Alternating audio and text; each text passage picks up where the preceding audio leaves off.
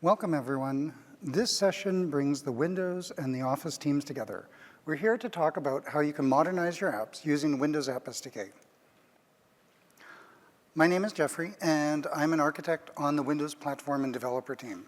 I've worked on everything from Windows XP's logon to Media Center's rendering engine to creating the composition APIs. I'm really excited to be here in my home city of Chicago. Yeah, and I'm Khalef, and I'm part of the Office Shared Services and Experiences team over in Redmond. My team is currently working on React Native in open source and in integrating generative AI into Office. Previously, I worked on UI frameworks and in accessibility. I'm also very excited to be here. It's my first time at Ignite, but also my first time in Chicago. Welcome. Thank you. I am really excited about this talk. For several years, everyone asks us, what does Office on Windows do? How does my app become more like Office? It's great that we're here together to be able to answer that question. Yeah, let's dive in. So we're going to talk about how we're supporting large apps on Windows using Office as an example. And we'll talk about how the upcoming releases of Office will leverage WinApp SDK and React Native to successfully deliver rich experiences to our 600 million users. That's a lot of users. Yeah. We're going to talk about how we can use these same techniques in your Windows apps today. And as a reminder, please use Pobble during our session. We have people both here at the conference and online around the world to help answer your questions. Yeah. So let's start by examining the Windows app ecosystem, where we're going to cover the multiple components that are used to build a modern Windows app. Here's an overview. Starting at the bottom, you have the actual computer with the drivers and the hardware. Then the traditional Windows OS platform that's installed on the computer. You then have the Windows App SDK that's providing APIs that are determined by your version of your application. You then have traditional NuGet packages, libraries, and other frameworks. And then, of course, you have your application at the very top. With Windows App SDK, we lifted the modern app stack into your specific application and created your own virtualized instance. If you want to call newer APIs, your app uses a newer Windows App SDK, the same as for other libraries and components. You can tell the difference. The Microsoft APIs are part of the App SDK, and that's determined by your application. The Windows APIs are part of the Platform SDK, and that's determined by the OS that's installed on the machine. Not everyone is familiar with our App SDK, so let's highlight the key differences from the Platform SDK.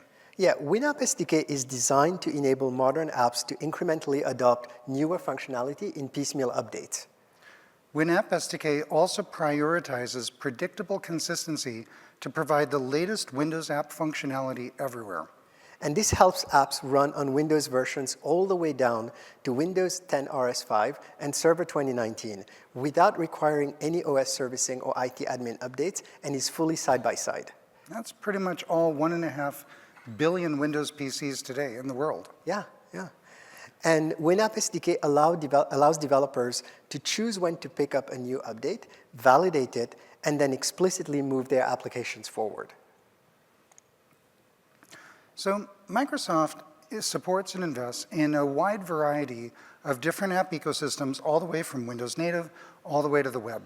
Each of these different solutions specializes in a different kind of application. Yesterday, Jeff and our colleague Chigusa talked about WPF and WinUI in the BRK305 session. We hope you had the chance to attend that session. If not, you can always watch the recording later. Today, we are going to continue looking at the Windows client development ecosystem and talk about Office and large applications using WinUI, React Native, and the Windows App SDK. Cool. So before we dive into the new content, let's just do a quick recap of what we covered yesterday. We talked about our two XAML frameworks, WinUI and WPF. WinUI is used to build Windows itself, and it's optimized for modern hardware. You can use C++ or C#, and it's the fullest expression of the Windows experience. WPF is an industry-proven framework that has a rich ecosystem completely written in C#. We're bringing it forward to help you modernize your existing WPF investments. And C# and C++ are great languages. However, we also know that there are a lot of JavaScript developers out there. And JavaScript is, in fact, one of the most popular programming languages in the world. And in Office, we use it extensively when developing our web clients. We often want to share this code that we built for the web with our desktop applications. We leverage React Native to bring this code to desktop when we want to build an experience that has a native look and feel. And when we want to show HTML UI consistently across multiple platforms, we leverage WebView 2 instead. So both of these enable over-the-air updates, and both achieve enormous code sharing. I'm guessing a lot of people have heard about HTML and WebView 2, but they may not be as familiar with React Native. Yeah, so let me talk briefly about it. What you see on the left is a very high-level diagram to help illustrate how we integrate React Native in Office. The orange boxes show the native Office applications. We have a lot of code that has been written in C++, and we also have our own internal UI frameworks used to render UI such as the ribbon. We then embed React Native inside the application to build features like the new Copilot experience. React Native has its own JavaScript engine, which is fine-tuned for rendering experiences quickly. So I can also see that you bridge the JavaScript code to talk to your C++ code and vice versa. Your React Native island is integrated seamlessly into Office's overall UI. Everything is rendered together, which gives a consistent look and feel across your whole application. Honestly, this is really great. Yeah, and I'll mention that the content islands all interact with one another. They aren't like stuck in isolated silos. We'll see this a bit later in an upcoming demo. Very cool. So the WinApp SDK architecture enables this UI to all work together. React Native, WinUI, and Office all contribute to a unified scene graph for the application. Because this is a WinApp SDK component, the scene graph enables new features while ensuring consistency on all versions of Windows without any OS servicing. That's what's enabling Office to develop these features significantly more efficiently. Yeah, that's right, Jeff. You know, we can reduce our engineering cost by a factor of 10 by building on top of such components. That's a lot. Yeah. So both WinUI and React Native enable building native experiences that are fully Windows. They both build on top of the common WinApp SDK scene graph and enables them to interop well together. React Native uses the native WinUI controls when running on Windows, just like it would on other platforms. So I'd like to invite Kira on stage to help walk us through React Native using the WinUI controls and to show how this is all part of one interconnected cinematic universe. Thanks for coming. Yeah, of course. Thanks for welcoming me to the stage, Jeff. Well, hi everyone. I'm Kira. I'm a developer on the React Native team, and I'm going to be doing our first demo today. So earlier, Jeff and Khalef talked a little bit about a few of the key great features of React Native. One of them being that you can build native apps with JavaScript, and the second that you can leverage native functionality like WinApp SDK and WinUI. And so in our first demo, we're going to be taking a look at each of these key features of React Native in action. So before we dive into talking about React Native, I want to first talk a little bit about WinUI. So some of you here may be familiar with the WinUI Gallery app. The goal of this app is to give developers one place where they can go to get started with WinUI development. So at the top of the screen here, we have some links to getting started information. And the app also has a lot of sample pages that I can use for development. So for example, let's go ahead and check out the calendar view page. I can see an example of the calendar view control. I can go ahead and see some of the fluent animations that I get out of the box with WinUI. I can scroll through some of the different dates. I can select dates, and I can also use my keyboard to navigate with the control. And if I want to see the code that was used to render this control, I can go ahead and take a look at this source code down here and see the XAML code snippet that was used. I also have some links at the top of the page to getting started information. So overall, WinUI Gallery is a really powerful tool for getting started with WinUI development. Now, for React Native, we have an equivalent sample app, and that's called the React Native Gallery. And that's the sample app that we're going to be using for our first demo today. So here is the React Native Gallery app. As you can see, it looks pretty similar to the WinUI Gallery. And I have some links here at the top for getting started, and I can also see some of the sample pages of the control. I can see an example of a React Native component and the code snippet that was used to render that control. All right, so let's first talk about our first feature of React Native, which is that React Native lets you build native applications with JavaScript.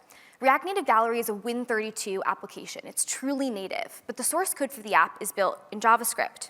So for example, here's the home page of React Native Gallery.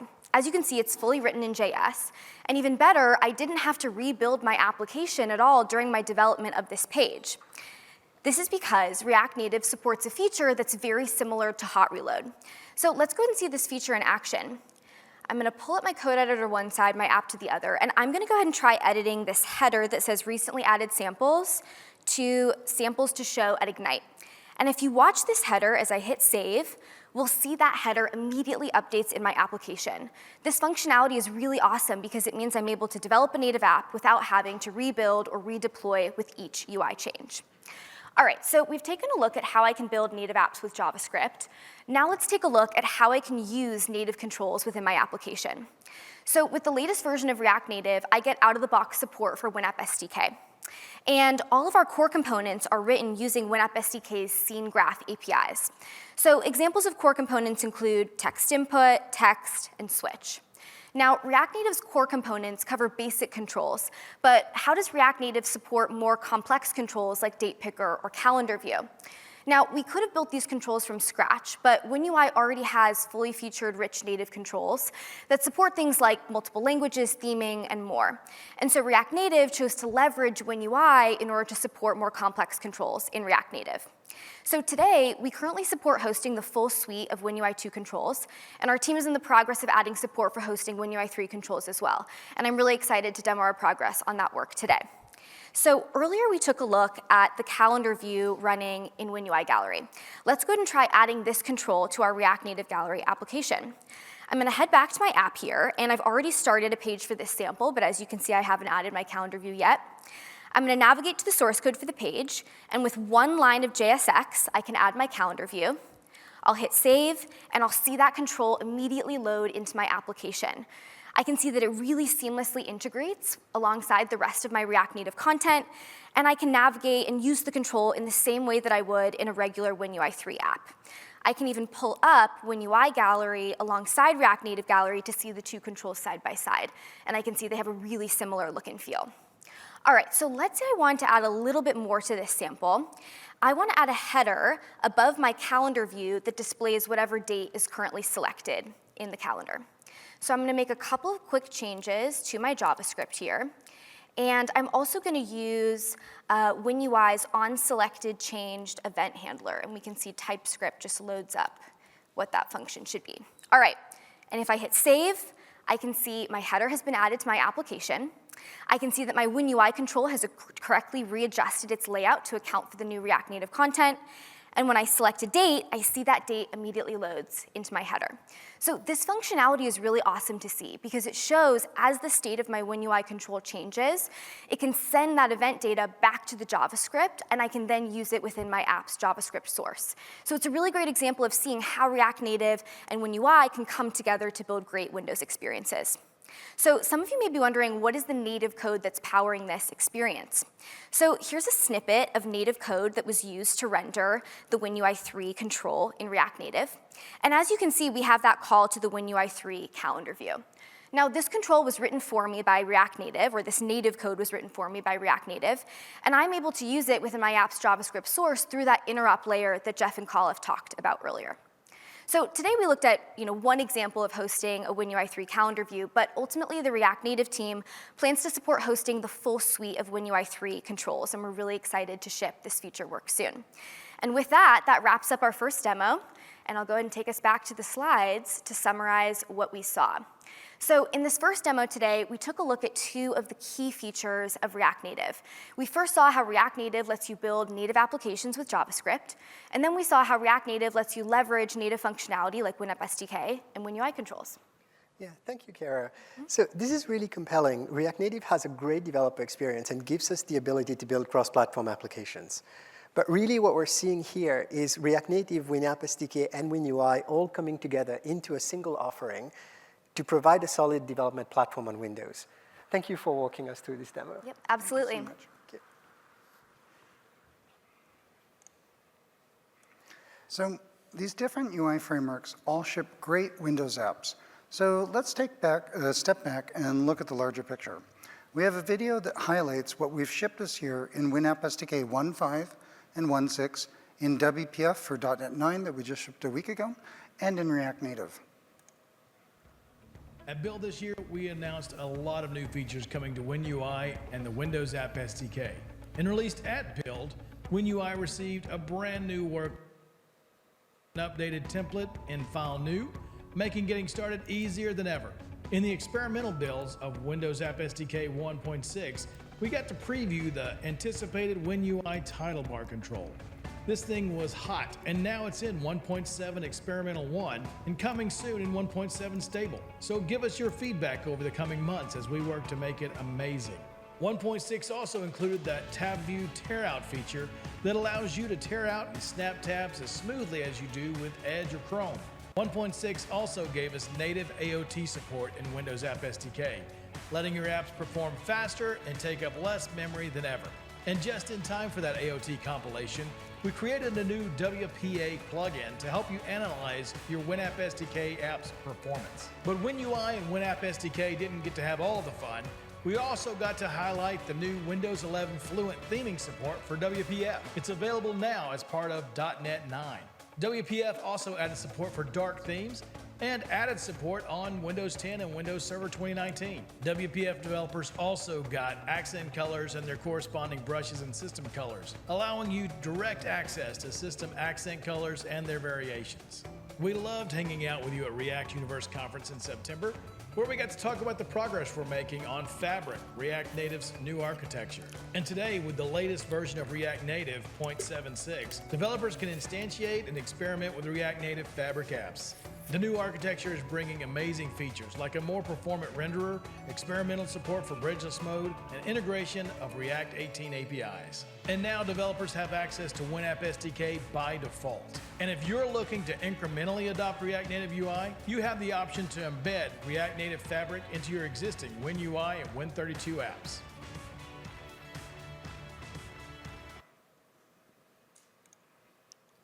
So honestly, that was really cool and a great reminder of what we've enabled this last year.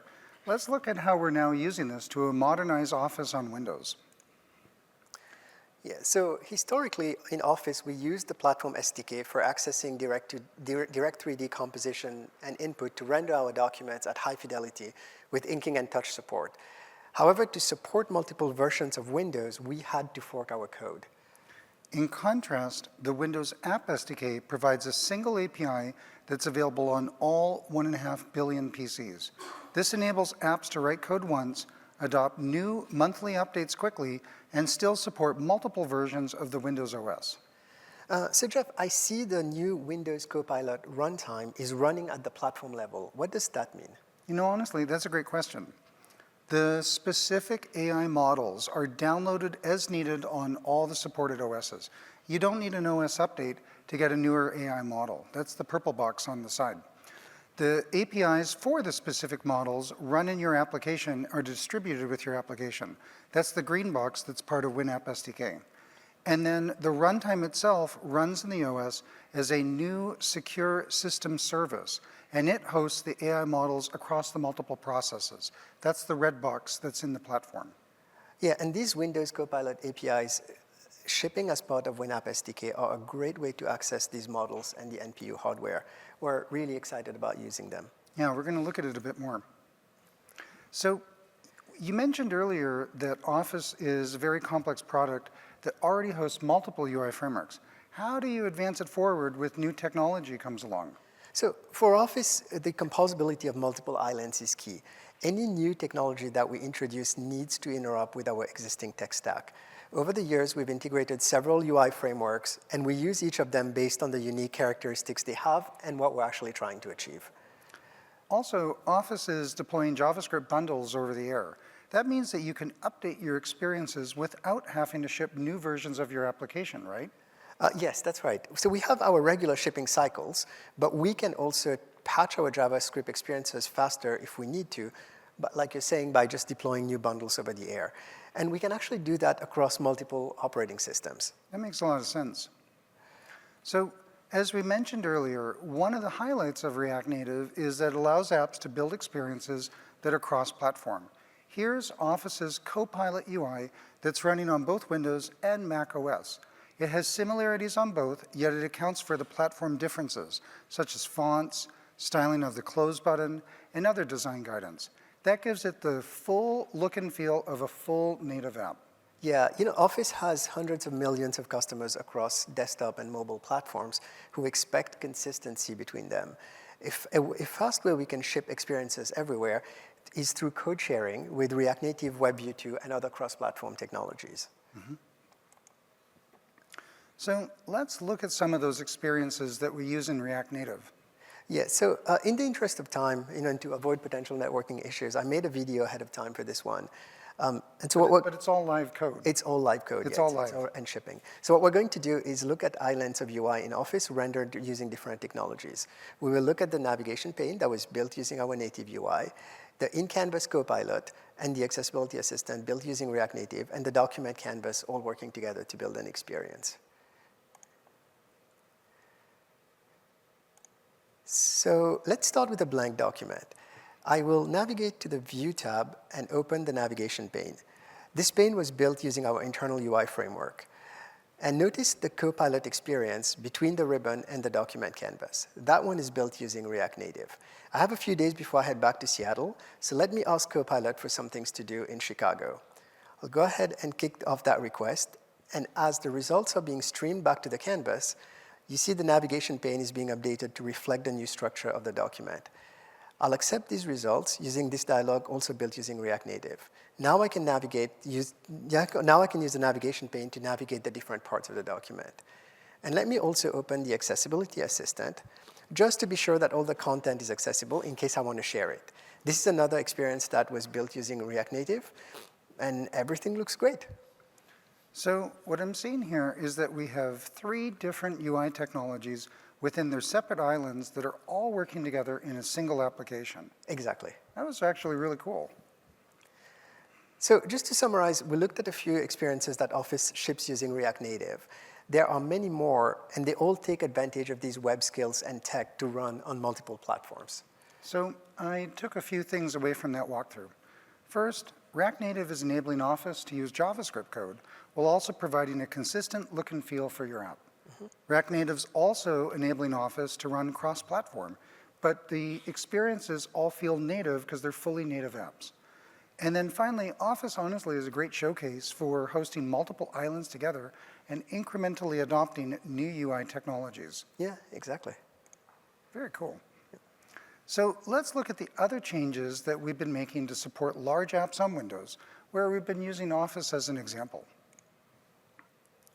Like other large apps, Office needs their dependencies to have a predictable schedule. We've been doing this for some time, so we're now publishing it out.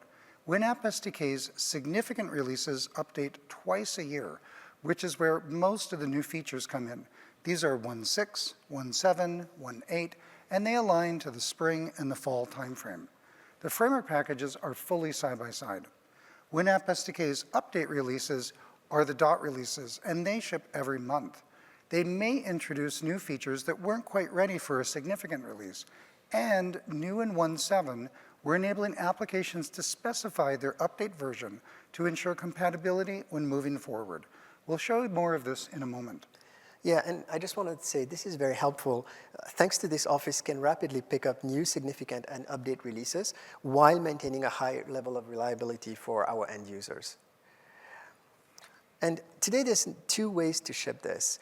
Office currently uses the self-contained option to ship WinApp SDK. It is just NuGet packages, and apps include their binaries in their existing setup. Yes. So, for example, if you just wanted to ship your use of the Windows Copilot Runtime APIs, that's okay. Just like with other NuGet packages, it does increase your application distribution size. Another option is using framework packages, where you ship your app installs a common package, much like the VC runtime.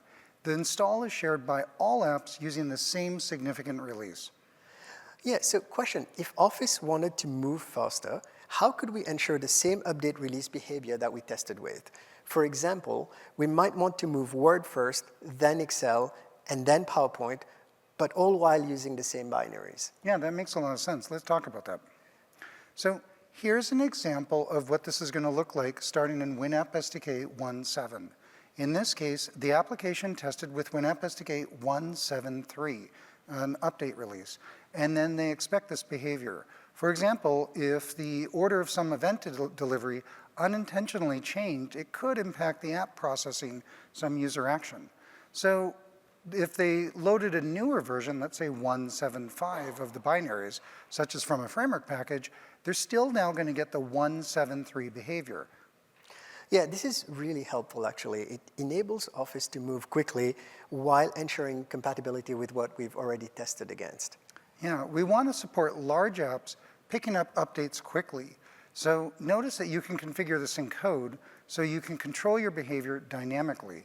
I should also point out that just like the platform OS underneath, you can only load one copy of WinApp SDK in the entire process. So it's determined by the app author, not the component. Yeah. It's important for Office to be able to revert to previous behavior without requiring new binaries to be redeployed. Thank you for doing this. Yeah. So it's also easy to develop AI experiences on Windows that are powered by the Windows Copilot Runtime because it makes it very efficient to run across multiple applications. There's over 40 optimized models for your specific hardware. Now, Jeff, some people might wonder why use the Copilot runtime instead of just using DirectML or Onyx directly? You know, that's a good question. So one important benefit is to have better performance when multiple applications use the same AI model. For example, if both Office Word and Excel were to use the Phi-3 small language model, Copilot Runtime shares this between the two different processes, so it doesn't get loaded multiple times. That makes sense. And as AI models can take a lot of memory, the performance benefits do sound important. And by the way, we really recommend watching the recording of the earlier BRK304 session. That's Integrate AI in Enterprise Applications, if you want to learn more about all of this. Yeah, it was a really good session. Yeah. Is there anything else you want to mention? Yeah, there's a few things to call out. So another benefit of the Copilot Runtime is that it's fully integrated into Windows. Are you guys seeing blinking? Okay, good. First, the AI models such as generative AI and LLMs are controlled through the Windows settings, privacy, and security. Just like camera or location access, the user can decide whether they trust this capability with a particular application. Secondly, the AI components from Copilot Runtime are all organized by the system so that the user can decide what's installed. This is all an important part of building trust. Yeah, and these are all good reasons why Office is using the Windows Copilot Runtime. Let's also cover some other areas where our partnership is helping build great apps on Windows. So another thing that was really important for Office was to have great performance on the new ARM64 Copilot Plus PCs. But we also need to support our rich third-party extensibility ecosystem, which was x64 based and has not yet been converted to ARM64. So to support this, we added a new feature in Windows 11 with ARM64 EC, which means emulation compatible. It enables a single process to load both ARM64 EC and x64 code at the same time. It's different than ARM64 Classic, which is still supported for apps that are running on Windows 10. WinApp SDK 1.7 starts introducing ARM64 EC support. And of course, this was critical for Office and other apps to have as well. Thank you for this. Yeah. Let's also talk about how we enabled enterprise-critical apps to use A/B development techniques. So in Office, we use this extensively in our application code. But the question is, how can we do this with our dependencies as well? Yeah, this is a standard modern programming technique, so let's talk about it. Yeah. There's basically 3 different categories.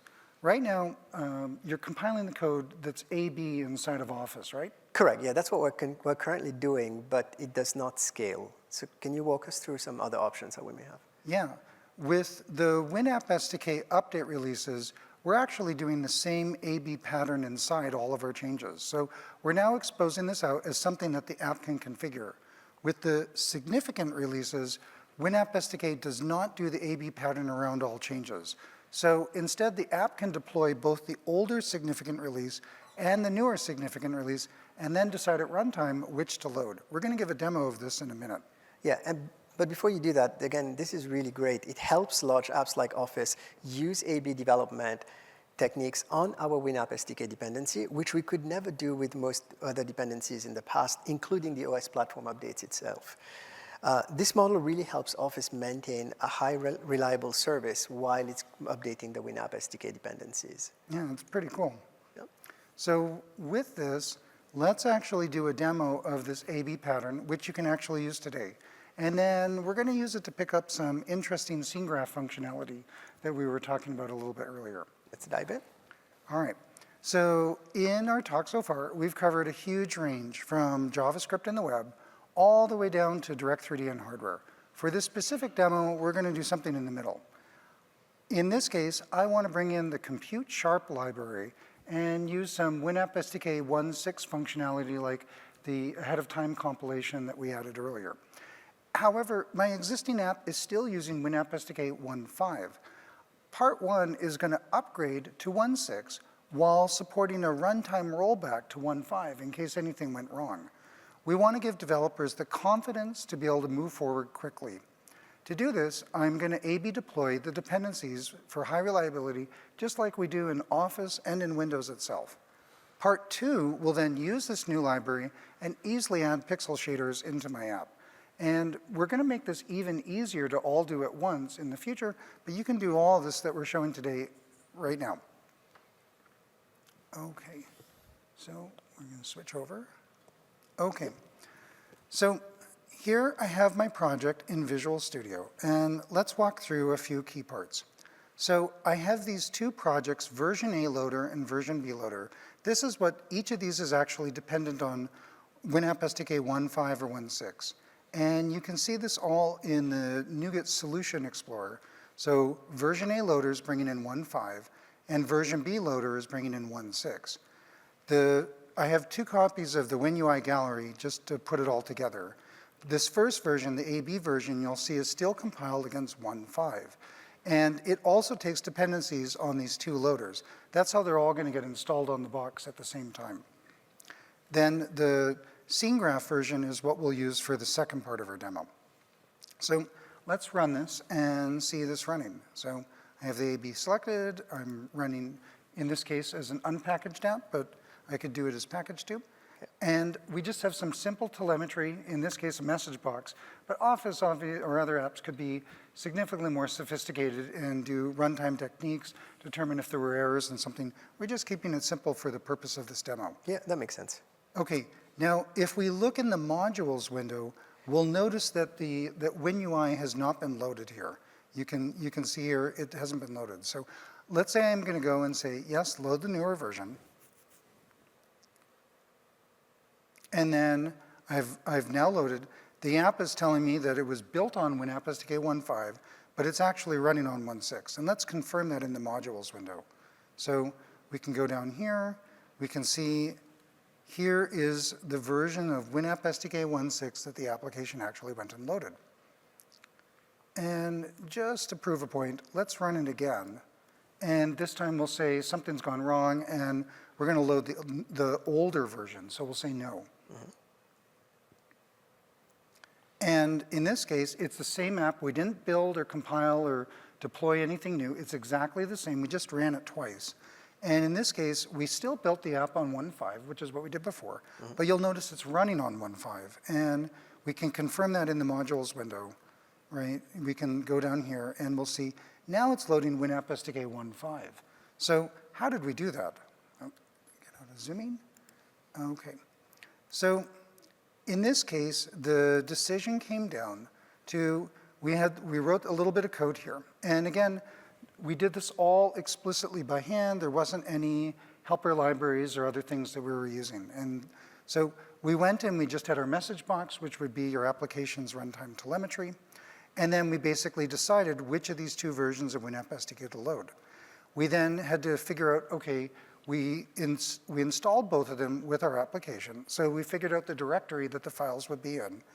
Because in this case, we were using an unpackaged app and we run down level, we're using undocked WinRT. And so we set an environmental variable, and then we set up some stuff for .NET on how to handle .NET assembly resolution. And then we ensured that the WinApp SDK was actually loaded. And merely by doing all this, this is what actually set everything up. And then just to show it, I think we got this running on down level, so let's show that actually running there. So here I have server 2019. So this is the equivalent of like Windows 10 RS5. This is what is reaching all 1.5 billion Windows users today. And I've already deployed my app. Here is the ABE gallery, and you can see it's asking which version do I want to use. Do you want to use older or newer? Newer. Let's go with newer. We'll do new this time. We keep switching, so you keep me on my toes. So WinApp SDK 1.5, it's running on 1.6. It loaded really fast, and notice, just like we showed yesterday, it's the full Windows experience, the full WinApp SDK experience that's running down levels for total consistency, and it just worked. So that was pretty cool. So now let's switch back to the second part of our demo. And so for this, I'm going to move to the scene graph component. And let's just give a quick demo of this running so that we can see what it does. In this case, or actually what I'll do is I'll first show the Compute Sharp library that we want to use. So we know why we're doing this. So we know what it is. That yeah, makes sense, so this is a bunch of pixel shaders that were written actually in C#. And it's a beautiful NuGet package. It makes it really easy to go use. And we don't have to be a C++ developer to go and use this. It takes care of all the hard stuff for us. So, all right. So this is, it's updating, Visual Studio is updating to deploy. And we'll let this run for a second. I guess we'll also show, you can see the Compute Chart library. This is all open source on GitHub. Okay, and then our app actually came up. So in this case here, what we can see is I have, normally when I transition between different pages in WinUI Gallery, and we gave demos of this with Kira's talk and in our BRK305 talk yesterday, it's doing this sort of slide up as it's moving between different pages. So let's actually use some shaders in here instead. I'm gonna go and we wrote a simple wipe shader that we're using, and we are doing little wipes. That's really pretty cool. Yeah, You could not do that in classic Win32. Let's change it. We're going to do a little ripple. It's pretty sweet, right? Yeah. Like you could imagine how this is livening Office and other apps up really easily. Yeah. And then of course, I want to see the code. Yeah. Let's just. We're also going to the dialogue that we used yesterday. We're just going to have it swirl out. So pretty neat. And this is all using WinApp SDK as it's shipped right now. So, okay, so how did we do this? So, and just to help get the IntelliSense working right, I'll put that in. So this is in case the twirl dialog that clicked. So let's walk through what we did. So the dialog's closing. We went and we got a deferral because we're going to do some async work, and this is just standard inside WinUI for how to go do things. We went and we got the dialog box that we wanted to go do the animation on, and this is the WinUI UI element. And so then, because Compute Sharp and the scene graph are not explicitly integrated right now, we had to capture the dialog, which is just fine, and be able to go give it to Compute Sharp. So we then set up a shader panel on top to show the output from Compute Sharp while the animation was going on. And we use this technique pretty commonly across the Windows shell. It's a pretty standard thing for how we would do transitions. So we go fill in stuff about the sizes. We have to do a little bit of transforms to figure out where to place everything. We add the overlay. When the Compute Sharp shader starts to run, it has its first render, we're going to complete the UI event so that WinUI then moves forward.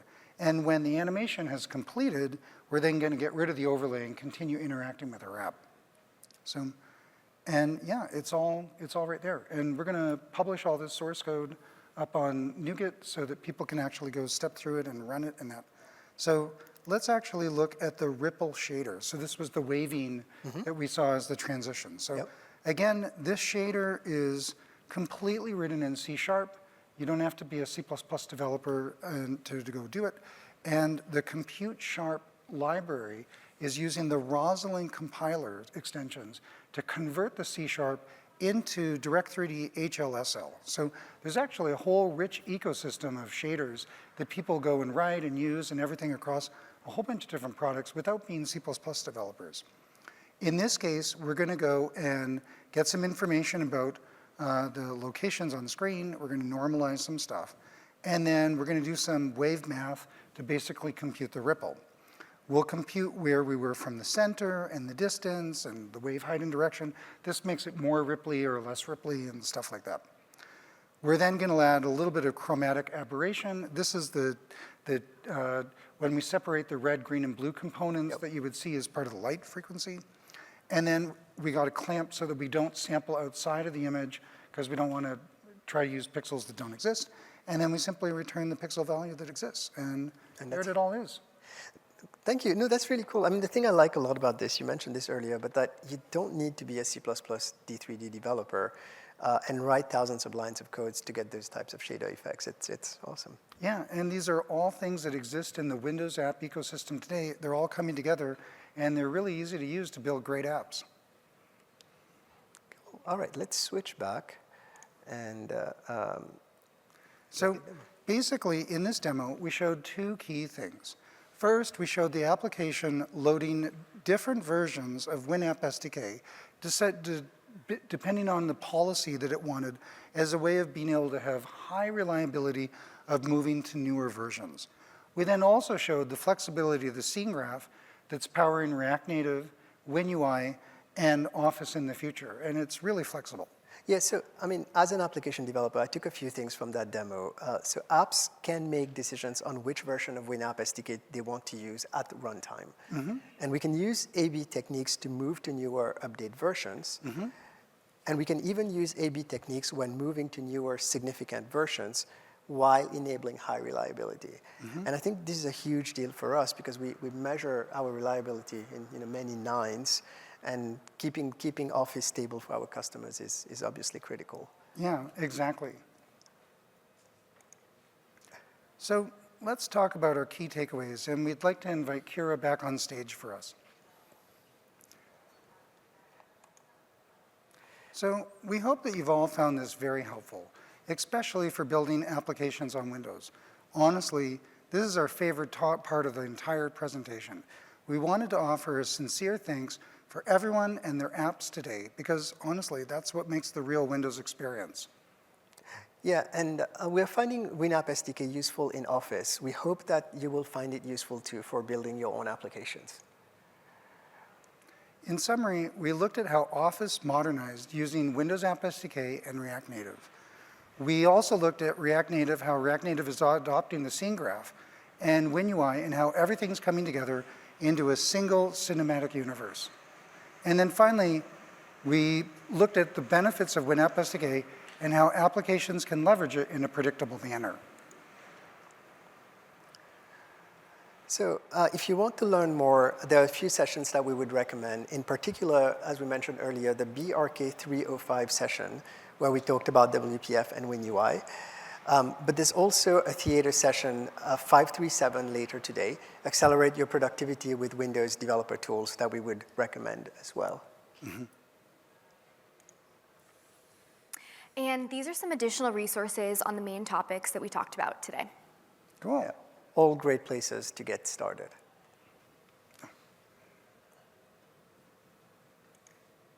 So honestly, thank you for joining us today.